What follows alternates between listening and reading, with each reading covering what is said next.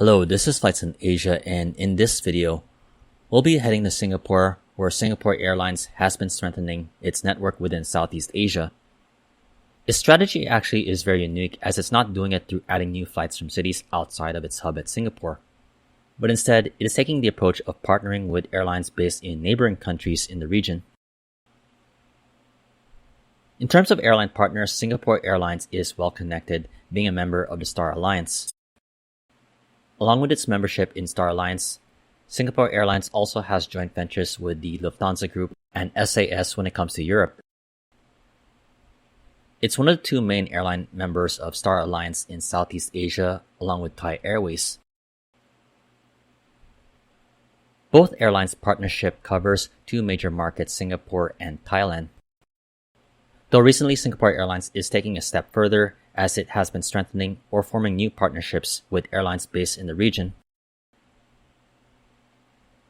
In recent years, Singapore Airlines has been forming new partnerships, especially in terms of codeshare flights with some airlines in Southeast Asia that could be seen as competitors, such as Malaysia Airlines and Garuda Indonesia.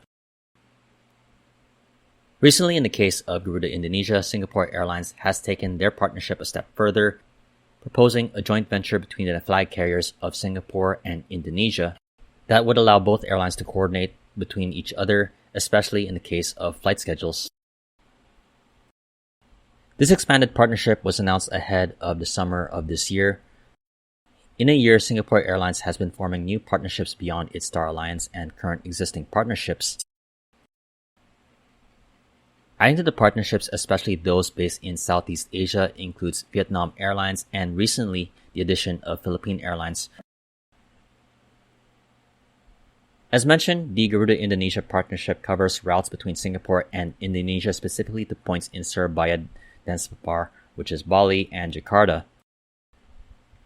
While other partnerships, such as in the case of the Singapore Airlines and Malaysia Airlines partnership, some of these partnerships also expand into domestic travel in host countries. Beyond the codeshare flights to Kuala Lumpur, Kota Kinabalu, Kuching, and Penang, the Malaysia Airlines partnership for Singapore Airlines also covers domestic flights to 16 destinations. In the more recent deal with Philippine Airlines, the deal covers 27 domestic points within the Philippines. And a similar arrangement is also for those who are going to be flying with Bangkok Airways within Thailand and within the region.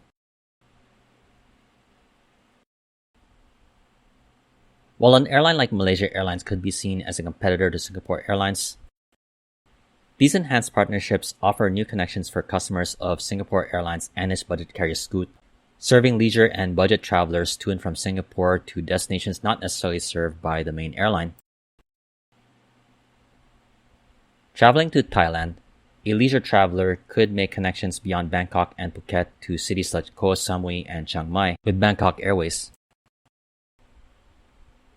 Meanwhile, overseas Filipinos who are based in Singapore could make onward connections after their Singapore Airlines or Philippine Airlines flight to Manila to their home cities in the provinces.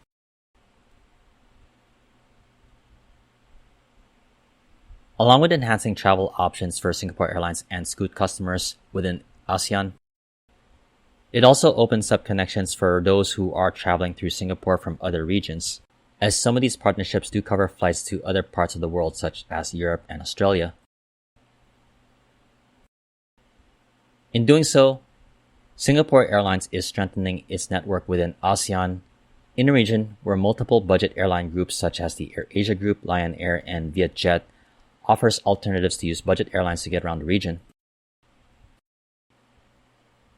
But more importantly, Singapore Airlines moves is also a way to strengthen Singapore as a transit hub in the region by enhancing connection options within its own backyard, while benefiting some of the airlines like Philippine Airlines, Malaysia Airlines, and Garuda Indonesia, which do not necessarily have the strong route network to areas like Europe.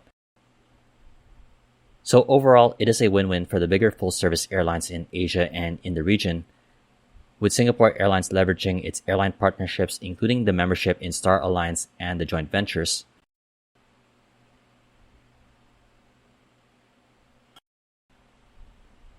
What are your thoughts on Singapore Airlines' strategy of enhancing its partnerships with the main airlines in Southeast Asia? I definitely would love to hear your take though. In the meantime, this has been Flights in Asia, highlighting the news and updates from the aviation and travel scene in the Asia Pacific. For more of the latest updates, you can check out the website at www.flightsinasia.com. In the meantime, thank you for watching and have a great day.